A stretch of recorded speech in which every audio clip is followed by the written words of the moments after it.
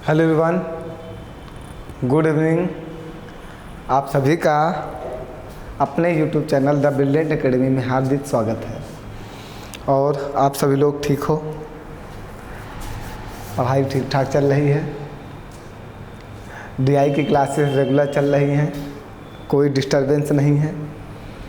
जैसा कि लेखपाल का पेपर हुआ और कुछ बच्चों का पेपर अच्छा गया, कुछ बच्चों का पेपर ख़राब गया। जिन बच्चों का पेपर अच्छा गया उन्हें हार्दिक शुभकामनाएं, और जिन बच्चों का पेपर ख़राब गया वो बच्चे बिल्कुल टेंशन से ना लें। टेंशन से तो प्रॉब्लम होगी। देखिए, अगर सिलेक्शन नहीं होता तो टेंशन तो सबको होती है, वो आप हो या हम हैं। लेकिन अभी हमारी ये जंग ख़त्म नहीं हुई है। ये जंग तब तक जारी रहेगी जब तक हम नौकरी नहीं पा जाते हैं। तो जंग समाप्त नहीं हुई है। अगर मेरा लेखपाल में नहीं हुआ तो ऐसा नहीं कि मेरा कहीं नहीं होगा, कहीं ना कहीं ज़रूर होगा। तो एक बार फिर से आप उसी मेहनत के साथ, उसी जोश के साथ फिर से तैयारी प्रारंभ करो। आप जहाँ पे खड़े हो वहाँ से आपको वापस नहीं आना है, आपको वहाँ से आगे बढ़ना है। तो आप अपनी तैयारी को और बढ़ाओ। मतलब अब थोड़ा सा ऐसा कर दो कि अपनी तैयारी का लेवल थोड़ा सा बढ़ाओ। जो कमियां रह गई हैं वो कमियों को दूर करने का प्रयास करो। एक एक कमी पे काम करो और देखो कि लेखपाल में आपको कहाँ पे प्रॉब्लम आई, लेखपाल के पेपर में कहाँ पे डिस्टरबेंस हुई, आपसे कैसे आसान से प्रश्न गलत हुए। ये सब चीज़ें देखना बेटा बहुत ज़रूरी है, क्योंकि एक एक पेपर को अगर हम एनालिसिस करेंगे तभी जाके हम अपने अंदर सुधार कर पाएंगे, तभी हम समझ पाएंगे कि हमारे अंदर कमियां कहाँ पे हैं। तो सभी प्यारे बच्चों, हमें हार नहीं माननी है। हमें उस पल तक लड़ना है जब तक मेरे अंदर क्षमता है। क्षमता तब तक हमारे अंदर है जब तक हम सरकारी नौकरी पा नहीं जाते। ठीक है, हमारा एक ही उद्देश्य है, गवर्नमेंट जॉब। लेखपाल में नहीं हुआ तो क्या करने से क्या कहीं नहीं होगा। आने वाली बहुत सी वैकेंसीज आपके लिए हैं। आप मेहनत से पढ़ते रहो, बस अपने कमियों को दूर करने का प्रयास करो। बस मैं इतना ही कहना चाहूँगा कि जो कमियां लेखपाल में रह गई हैं, जिन कारण से आपका सिलेक्शन रुका है, वो कारण को ढूंढो और उस पर काम करो, क्योंकि आप इतने टैलेंटेड हो। अगर आप लेखपाल का मेंस देने गए हो तो आपके अंदर वो कैपेसिटी है, गवर्नमेंट जॉब पाने की क्षमता आपके अंदर है। ठीक है, चलो फिर आज हम लोग डीआई की क्लास प्रारंभ करते हैं। और बहुत सारी डीआई की क्लासेस हम लोग डिस्कस भी कर चुके हैं और लगातार आपके साथ डीआई की क्लासेस में लगे हुए हैं। कोशिश यही है कि यूपी पेट में जो 30 नंबर का पेपर हमारा है मैथ प्लस रीजनिंग का, उसमें आपको 30 में 30 दिलाया जा सके। जो 5 नंबर का पेपर है उसकी सारी क्लासेस हम पढ़ा चुके हैं, वो पहले से वीडियो अपलोड है। डीआई की भी बहुत सारी वीडियो अपलोड हैं। ये कुछ नए अपडेटेड क्लासेस हम दे रहे हैं। इन क्वेश्चंस को समझना ज़रूरी है।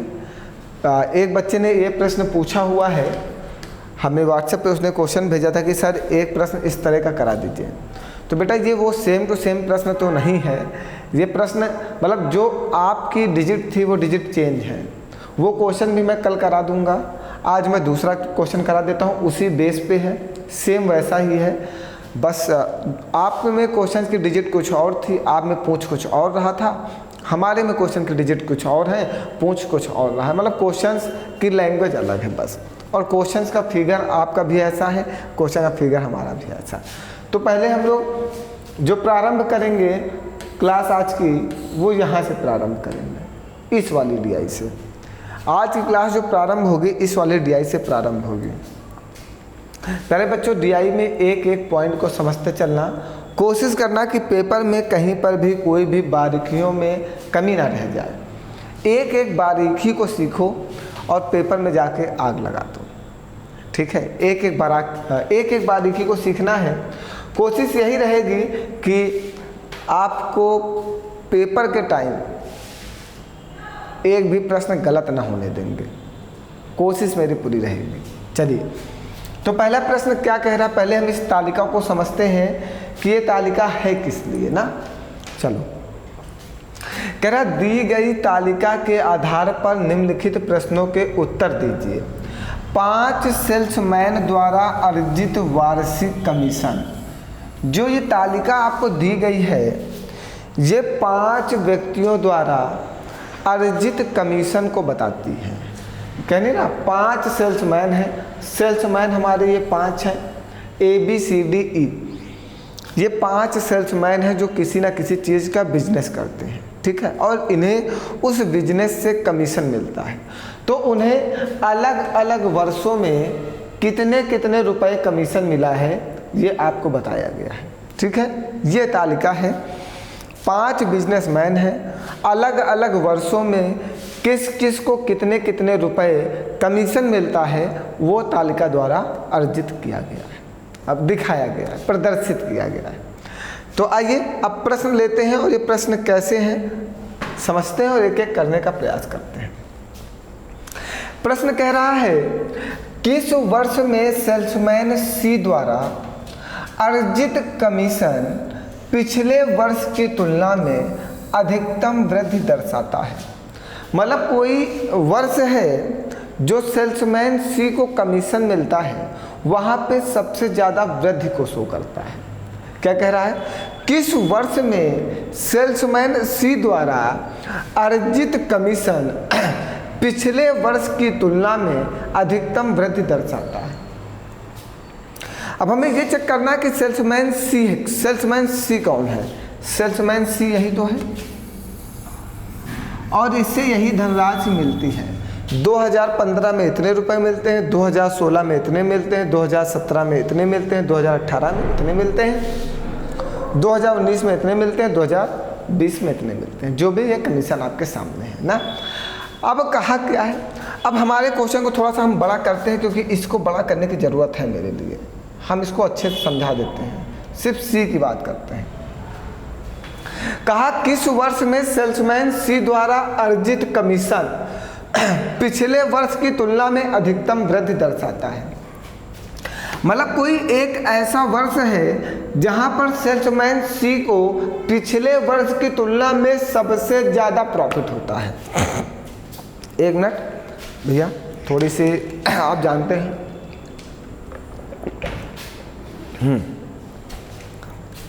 कोई एक वर्ष है जहां पे सेल्समैन सी को पिछले वर्ष की तुलना में सबसे ज़्यादा वृद्धि होगी कमीशन में। तो चलते चेक करते हैं कहाँ पे सेल्समैन सी को सबसे ज़्यादा अर्जित कमीशन में वृद्धि होती है, चेक किया जाए। चलिए भैया आइए चेक करते हैं।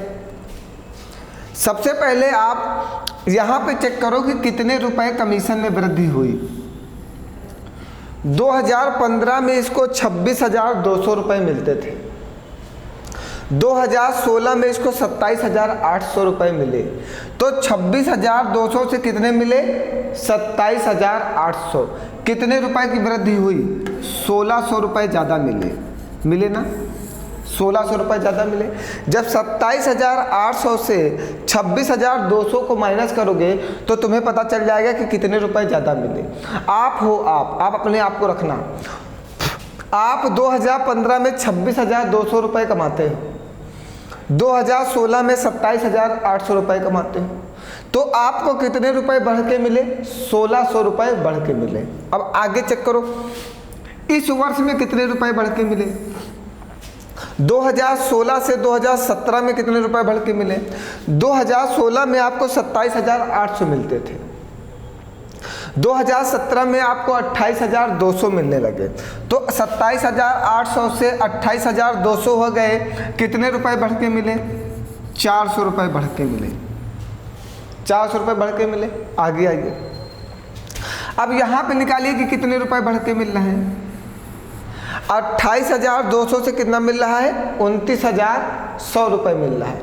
28,200 से कितना मिल रहा है, 29,100 रुपये मिल रहा है। मीन्स यहाँ पे जो वृद्धि हुई वो 900 की वृद्धि हुई, 900 रुपये ज़्यादा मिले। 29,100 से जब 28,200 को माइनस करोगे तब आपको पता चल जाएगा कि कितने रुपये आपको बढ़ के मिले।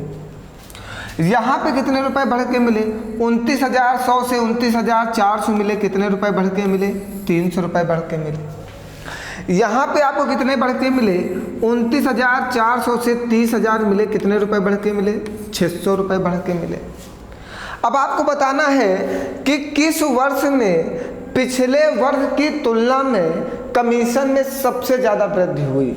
तो यहाँ पे 1600 की वृद्धि हुई, यहाँ पे 400 की हुई, यहाँ पे 900 की हुई, यहाँ पे 300 की हुई, यहाँ पे 600 की हुई। सबसे ज़्यादा वृद्धि कहाँ पे हुई, जहाँ पे सबसे ज़्यादा पैसा मिल रहा होगा, कहाँ पे, 1600 रुपये मिल रहा है ना।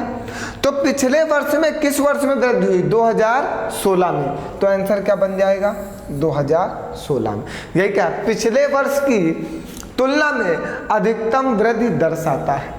पिछले वर्ष की तुलना में अधिकतम वृद्धि कौन सा वर्ष दर्शा रहा है, 2016 में। 2016 में सी को पिछले वर्ष की तुलना में सबसे ज़्यादा वृद्धि हुई, क्योंकि यहाँ पे आपको 1600 रुपये ज़्यादा मिल रहे हैं, यहाँ पे 400, यहाँ पे 900, यहाँ पे 300, यहाँ पे 600। तो जहाँ पे सबसे ज़्यादा वृद्धि हुई आपको वो वाला वर्ष बताना था। बात क्लियर हो गई बिल्कुल, कहीं पर कोई डाउट तो नहीं भैया, आगे बढ़ा जाए।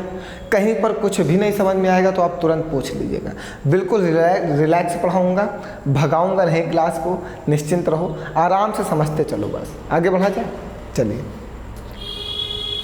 अगला प्रश्न क्या कह रहा है, कह रहा वर्ष 2018 में बी का कमीशन 5 सेल्समैनों के उसी वर्ष के कुल कमीशन का लगभग कितना प्रतिशत था। ठीक है, वर्ष 2018 कहाँ पे, ये वर्ष 2018 ये है ना, वर्ष 2018। यहाँ पे सेल्समैन बी कौन सा, ये वाला। 2018 में सेल्समैन बी कितने रुपए कमाता है, 28,000 रुपये कमाता है। कहा क्या, 2018 में सेल्समैन बी का कमीशन, तो सेल्समैन बी का कमीशन 2018 में कितना था, 28,000 रुपये था। हमने 28,000 लिख दिया, सुनते जाइएगा। फिर क्या कहा, कमीशन 5 सेल्समैनों के उसी वर्ष के कुल कमीशन का लगभग कितना प्रतिशत था। तो उसी वर्ष के जो 5 सेल्समैन हैं उनके कुल कमीशन का कितना प्रतिशत था बी का कमीशन। बहुत अच्छा प्रश्न, ये प्रश्न प्रतिशत में हमेशा पूछा जाएगा। तो उसने कहा कि 2018 में जो बी का कमीशन है वो 5 सेल्समैनों का उसी वर्ष के कुल कमीशन का कितना प्रतिशत है। तो इसको प्रतिशत में बदलना है तो क्या करोगे, 100 से गुणा करोगे, बटे में 5 सेल्समैनों का कुल कमीशन लिखोगे। तो 5 सेल्समैनों का कुल कमीशन यहाँ पे लिखा हुआ है, इसको जोड़ दो। हमें लग रहा है यहाँ पे गलत जोड़ा, 0 है, 0 लिख दो, हम खुद जोड़ लेते हैं। ये 0 है, 0 लिख दो, ये 6, फिर 8 है 9, फिर 9 9 18, 18 2 20, 6 26 का 86 लगेगा, 2 2 2 4, 4 2 6, 6 2 8, 8 3 11, 11 3 14। यहाँ पे गलत टोटल लिखा हुआ है, कुल कमीशन आएगा 14,069.60। इससे आपको डिवाइड करना है। देखो अब बहुत सारे बच्चे इसमें कंफ्यूज होते हैं कि सर जी किस संख्या से डिवाइड करें।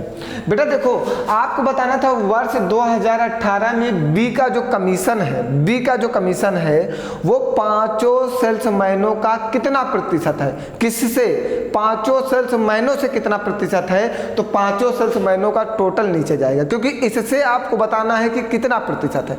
जिससे बताना हो कि उसकी वैल्यू कितने प्रतिशत है, तो जिससे बताना हो उसकी वैल्यू नीचे जाती है। इसको डिवाइड कर लेना भैया, आपका आंसर आ जाएगा। आंसर आपका 19.05 आएगा।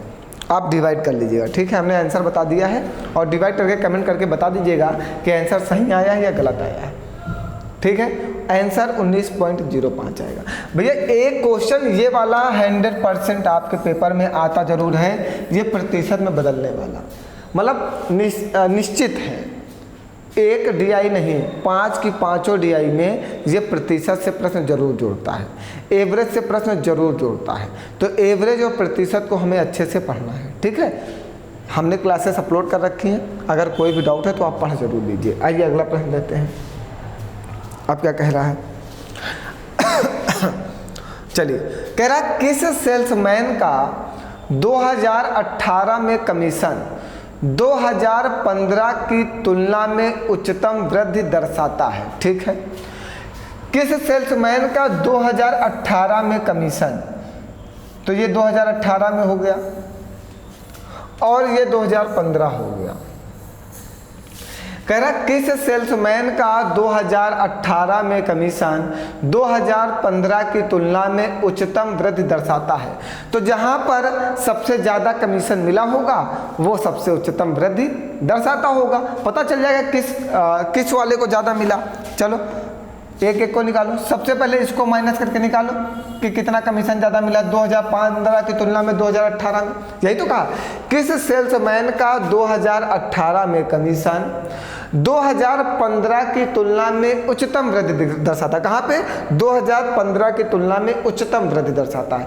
तो जहाँ पर 2015 से ज़्यादा रुपए 2018 में मिले होंगे वही सेल्समैन उच्चतम वृद्धि दर्शाएगा। बिल्कुल क्लियर हो रही बात। यही तो कह रहा है ना कि किस सेल्समैन का 2018 में कमीशन, ये पांचों सेल्समैन का 2018 का कमीशन हो गया, 2015 की तुलना में उच्चतम वृद्धि दर्शाता है। तो 2015 की तुलना में कहाँ पर सबसे ज़्यादा आपको पैसा मिलेगा आपको ये बताना है। चलो तो माइनस करके देखो भैया कहाँ पे सबसे ज़्यादा मिलेगा। 27,350 से 29,800 को माइनस करो, कितना आएगा? 27,350 को 29,800 से, तो 29,800। अब हम एक एक माइनस नहीं करेंगे, हम एक माइनस करके बता दे रहे हैं, आंसर आप निकाल लेना। ठीक, 0, ये 10 से 5 जाएगा 5, ये 7 से 3 जाएगा 4, ये 9 से 7 जाएगा 2। तो यहाँ पे आपको जो कमीशन मिलेगा वो कितना मिलेगा? 2450 मिलेगा। ए वाले में कितना मिला? ए वाले में मिला है 2450 रुपये अधिक मिला। बी वाले में कितना मिलेगा? तो 28,000 से 26,850 को घटा देना। तो 26,850 को घटाओ तो कितना? 250 इसमें जोड़ दोगे, 150, तो ये हो जाएगा 27,000।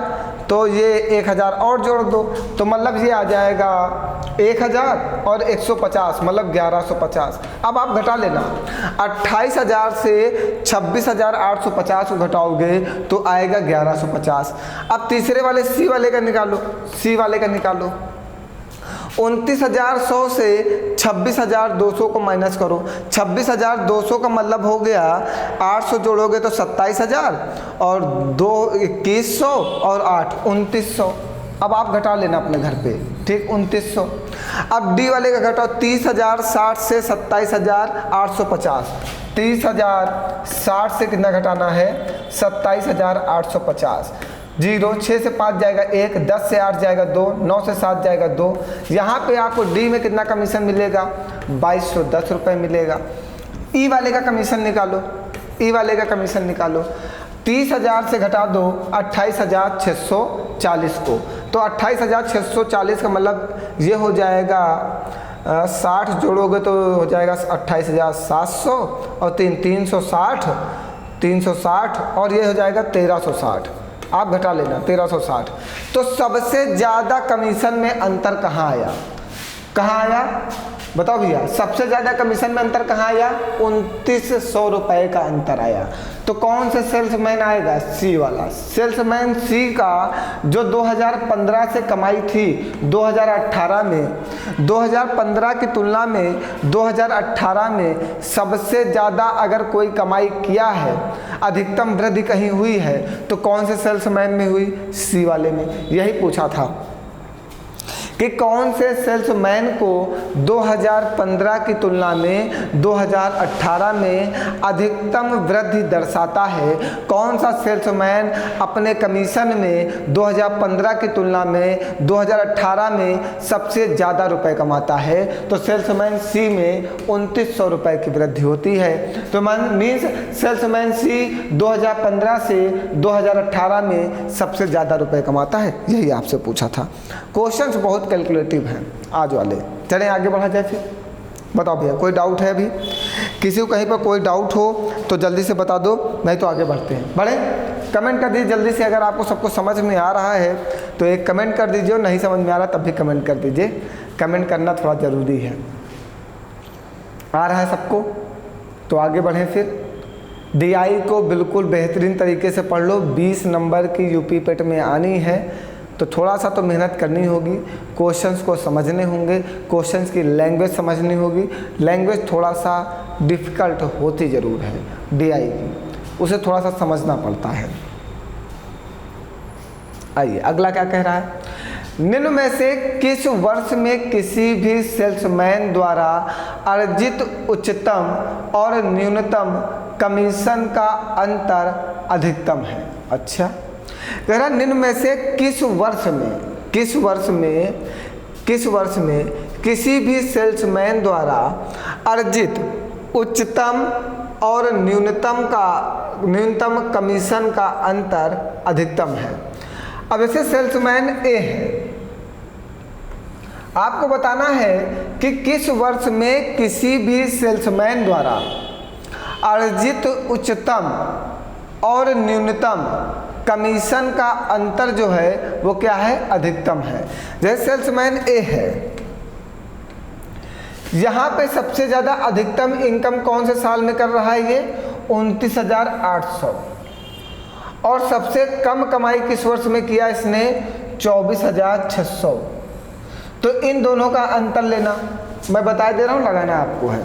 क्या क्वेश्चन समझ लो, यही कह रहा है, क्वेश्चन के लैंग्वेज नहीं समझ पाओगे तो भैया नहीं लगा पाओगे। कह रहा निम्न में से किस वर्ष में किसी भी सेल्समैन द्वारा अर्जित उच्चतम और न्यूनतम कमीशन, इसके द्वारा अर्जित उच्चतम और न्यूनतम कमीशन का अंतर जो हो वो अधिकतम हो। मतलब अब इन दोनों का अंतर लेना तो कुछ ना कुछ मूल्य आएगा। फिर ऐसे बी वाले में जाना, अधिकतम और न्यूनतम लेना, उसका अंतर लेना, कुछ ना कुछ मूल्य आएगा। फिर सी वाले में जाना, अधिकतम कमाई लेना और न्यूनतम कमाई लेना, उसको घटाना, कुछ ना कुछ मूल्य आएगा। ऐसे ही डी वाले में, ऐसे ही ई वाले में। फिर उसके बाद देखना कि कहाँ पर सबसे ज़्यादा अंतर आया है, कहाँ पर सबसे ज़्यादा अंतर आया है, बस उसी वर्ष पे टिक लगा देना और आपका आंसर आ जाएगा। तो ये क्वेश्चन आपको लगा के कमेंट करना है जल्दी से भैया। आप लोग लगाओ सभी लोग और जल्दी से कमेंट करके बताओ इसका आंसर क्या आएगा। फिर आगे बढ़ते हैं, नेक्स्ट क्वेश्चन लेते हैं, फिर दूसरे टाइप का क्वेश्चन लेते हैं। जल्दी से इस पर कमेंट करिए सभी लोग।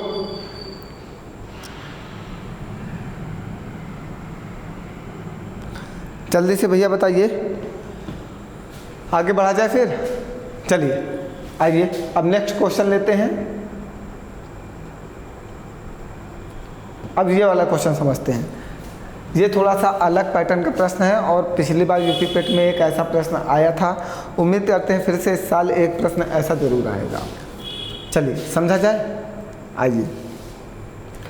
क्वेश्चन कह रहा है निम्नलिखित रेखीय ग्राफ 1995 से 2001 की अवधि में किसी कंपनी द्वारा आयात की मात्रा से उस कंपनी की निर्यात की मात्रा का अनुपात दर्शाता है। मतलब जो ये फिगर है ये कंपनी का आयात का अनुपात निर्यात से दर्शाता है। मतलब ये कह सकते हो कि जब कोई रेशियो में हो तो उसको आप बटे में लिख सकते हो, आयात बटे निर्यात, मीन्स इंपोर्ट बटे एक्सपोर्ट ना। आयात मीन्स होता है खरीदना और निर्यात मीन्स होता है बेचना। ये जो फिगर है एक कंपनी के आयात और निर्यात को शो करता है। अब बच्चे कहते हैं सर यहाँ पे 0.65 लिखा हुआ है, तो यहाँ पे हम किसको आयात कहें और किसको निर्यात कहें। तो बेटा बिल्कुल कंफ्यूज मत हो। देखो 1995 में आयात और निर्यात का अनुपात क्या होगा ये बताना है। तो यहाँ से जब दशमलव हटाओगे तो नीचे कितना आ जाएगा, 100 आ जाएगा। जब 2 अंक पहले दशमलव है तो नीचे 2 जीरो बढ़ेंगे।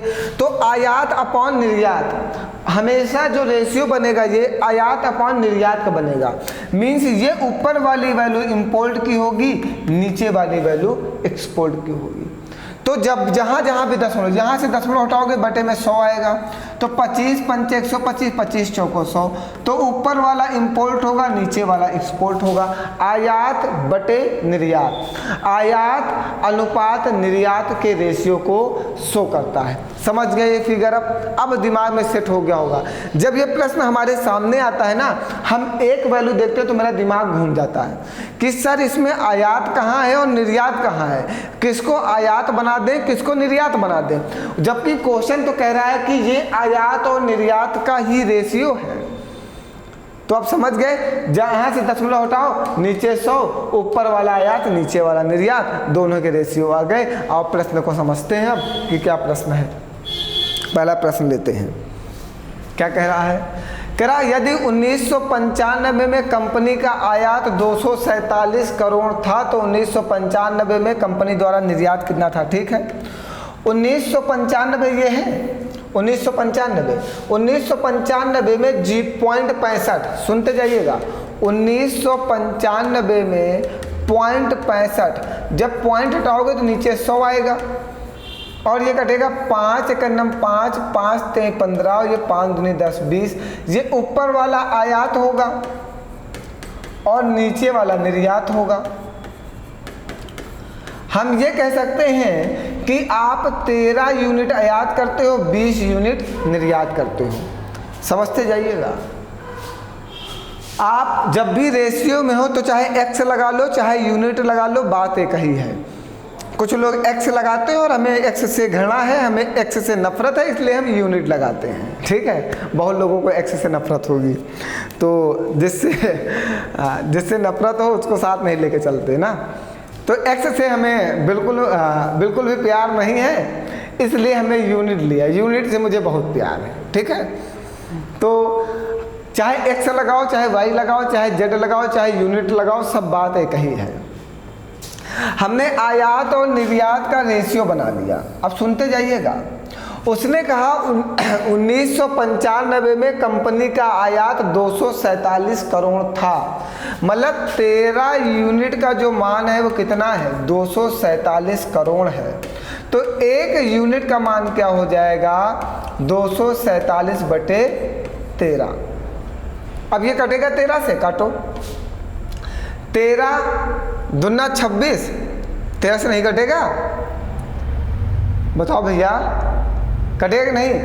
अरे यार, तुम लोग को तो एक एक पॉइंट काट के बताओ, ऐसे काट दे लो हम अरे यार, तुम लोग बहुत महान हो। चलो 13 का नाम 13, 4 से 3 जाएगा 1, 2 से 1 जाएगा 7, 13 9 117। कट गया कि नहीं कट गया? कितनी बार में कटेगा? 13 से 19 बार में ये कटेगा। तो एक यूनिट का मान कितना आ गया? 19। आपसे कहा क्या? तो 1995 में कंपनी द्वारा निर्यात कितना था? 1995 में कंपनी का निर्यात कितना था? 20 यूनिट। एक यूनिट का मान 19 है तो 20 यूनिट का मान कितना हो जाएगा? 380 करोड़ है ऑप्शन में। 380 करोड़ है ऑप्शन में, ये देखिए। बात समझ गए? उसने आयात और निर्यात का रेशियो दे रखा है, तो यहाँ से हमने दशमलव हटाया, नीचे 100 लगा दिया और काटा तो 5 से 5 का नाम 5, 5 3 15 और 5 दूनी 10, 13 बटे 20। ऊपर वाला आयात है और नीचे वाला निर्यात है। हमें आयात और निर्यात का रेशियो दिया गया। आयात हमारा 13 यूनिट है, निर्यात हमारा 20 यूनिट है।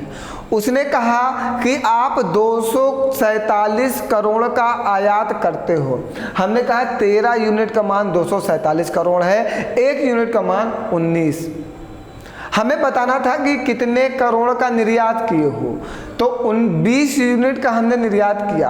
अगर एक यूनिट का मान 19 है तो 20 यूनिट का मान कितना हो जाएगा? 380 करोड़। बताओ बाबू, कोई डाउट है? जल्दी से बताइए, कहीं पर कोई डाउट हो तो आप कमेंट करके बताओ, हम आपके कमेंट का इंतज़ार कर रहे हैं। जल्दी से कमेंट कर दीजिए और मेहनत के साथ पढ़िए। सफलता का सिर्फ एक ही मंत्र है और सक्सेस का भी एक ही मंत्र है। उस मंत्र को जपते रहो, ठीक है, तभी आप सक्सेस हो पाओगे। सफलता का एक ही मंत्र है, हार्ड वर्क और स्मार्ट वर्क, ठीक है। दोनों वर्क साथ साथ करोगे तभी आप सफल होगे। सफलता का कोई दूसरा मंत्र नहीं है। ठीक है, जल्दी से कमेंट करो। एक आपको छोटी सी 2 लाइन सुनाते हैं ना, बहुत अच्छी लाइन है, आपके ऊपर बिल्कुल फिट बैठेंगी, क्योंकि आप सब यही करते हो और उसके बाद फिर सफल नहीं होते, फिर ब्लेम लगाते हो कि सर पेपर कठिन आ गया, पेपर में हमसे ये गलती हो गई। तो अगर आपको सक्सेस पाना ही है, अगर आपको सक्सेस पाना ही है तो एक ही मंत्र पढ़ना है। अगर आपको सक्सेस पाना ही है तो आपको एक ही मंत्र पढ़ना है, I am not interested in बाबू सोना। क्या? I am not interested in बाबू सोना, but I am interested in successful होना। But I am interested in successful होना। इस मंत्र को जपते रहो और बाबू सोना से दूर रहो जब तक आप सक्सेसफुल नहीं हो जाते। अगर सक्सेसफुल बनना है तो इनसे दूर रहना होगा। अगर इनके साथ रहे तो सफलता नहीं मिलेगी। आपके पास 12 घंटे का समय है और 6 घंटे ये खा लेते हैं बतिया के, और 6 घंटे में इतनी बातें बताएंगे कि 6 घंटे और चले जाते हैं। तो पढ़ेंगे कब हम? तो जब तक सक्सेसफुल हम नहीं हो जाते तब तक हमें इनमें कोई इंटरेस्ट नहीं है। इन सब से हम लोग दूर रहेंगे, और जिस दिन सफल हो गए उसके बाद तो हम शादी कर ही लेंगे। सफलता के बाद तो आपकी शादी हो ही जानी है, और जब तक सफल नहीं हुए ऐसे ही घूमते रहोगे बस, कोई मिलने वाला नहीं तुमको। अभी तो सब तुम्हारे साथ हैं, अभी तो तुम पढ़ाई कर रहे हो ना, इसलिए सब तुम्हारे साथ हैं, और जिस दिन पढ़ाई से कुछ मिला नहीं ना तो सब तुम्हारा साथ छोड़ देंगे एक तरफ से।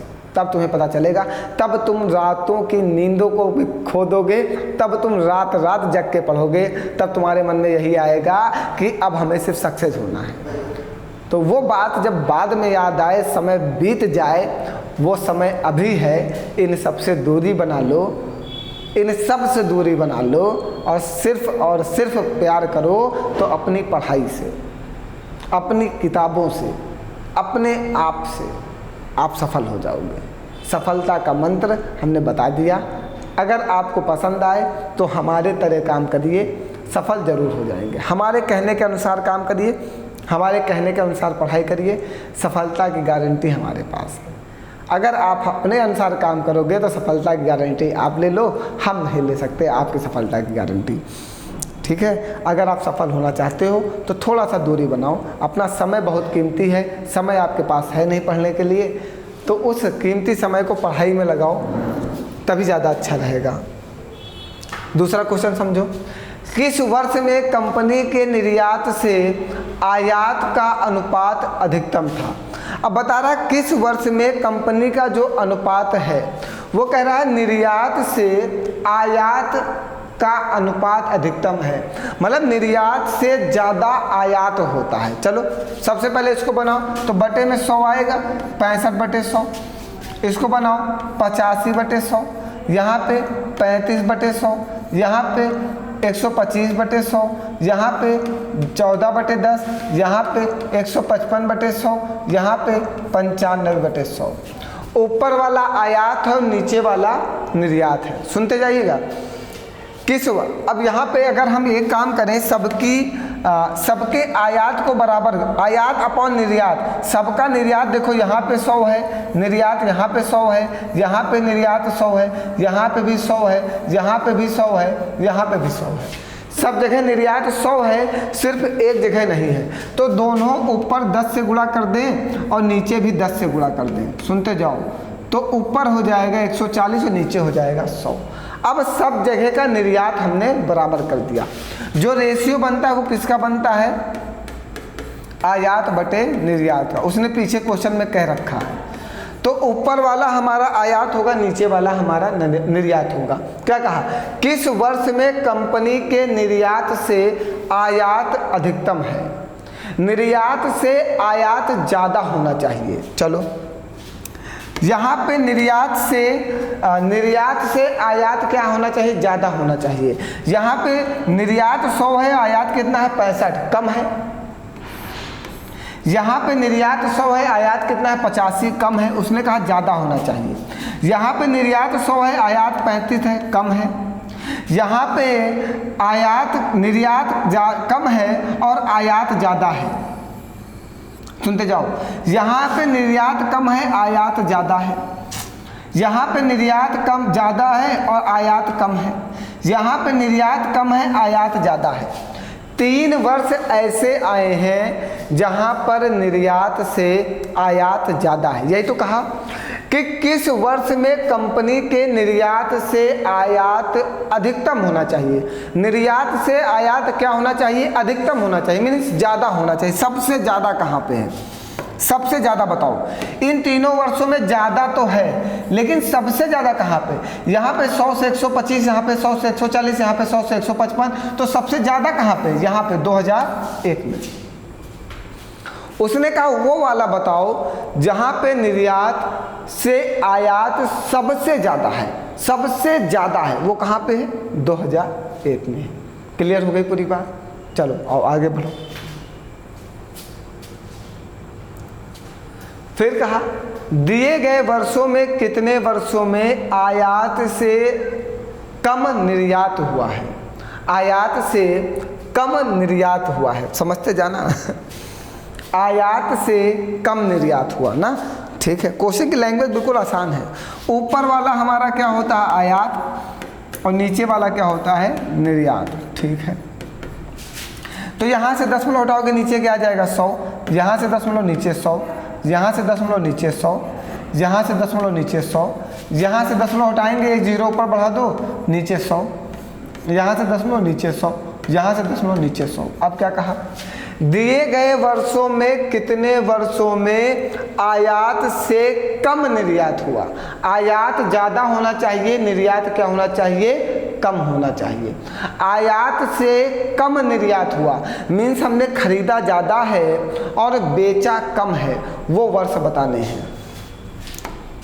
खरीदा यहाँ पे हमने आयात ज़्यादा किया है, निर्यात से आयात ज़्यादा तो है नहीं। उसने कहा खरीदा ज़्यादा है और बेचा क्या है, कम। आयात का मतलब होता है खरीदना, निर्यात का मतलब होता है बेचना। तो आयात यहाँ पे ज़्यादा है क्या, निर्यात से ज़्यादा तो है नहीं। यहाँ पे आयात ज़्यादा है क्या, निर्यात से नहीं। यहाँ पे नहीं, यहाँ पे आयात ज़्यादा है निर्यात से, यहाँ पे नहीं। यहाँ पे भी आयात ज़्यादा है निर्यात से, यहाँ पे भी आयात ज़्यादा है निर्यात से। मतलब कंपनी ने कहाँ पर ज़्यादा खरीद लिया है और बेचा कम है, उन वर्षों की संख्या बताना है। वो कितने वर्ष हैं, यहाँ पे ज़्यादा खरीदा बेचा कम, यहाँ पे ज़्यादा खरीदा बेचा कम, यहाँ पर ज़्यादा खरीदा बेचा कम। कितने वर्ष आए, 3 वर्ष आए हैं ऐसे जहाँ पर आयात ज़्यादा किया गया है और निर्यात कम किया गया। बहुत ही अच्छे प्रश्न हैं। आगे हम लोग कल क्लास डिस्कस करेंगे, ठीक है। अब तो ये अगली जो डीआई हमें पढ़ना है वो लेखपाल के पेपर की आई हुई डीआई पढ़ना चाहिए। यहाँ से हम लोग कल डिस्कस करते हैं, ठीक है। आज के लिए इतना ही। थोड़ा सा अभी वॉइस इशू है, गले में प्रॉब्लम हो गई है, इसलिए क्लास कंटिन्यू बीच में फिर रुक गई थी। लेकिन कोशिश है आराम से पढ़ाया जाएगा, धीरे धीरे पढ़ाया जाएगा। थोड़ा कम समझाना पड़े हम ये भी चाहते हैं, तो थोड़ा आप मेहनत करते रहो जिससे कम समझाना पड़े, ठीक है। इसके आगे कल डिस्कस करते हैं, मिलते हैं कल नेक्स्ट क्लास में। आज के लिए इतना ही। बहुत बहुत धन्यवाद आप सभी लोगों का।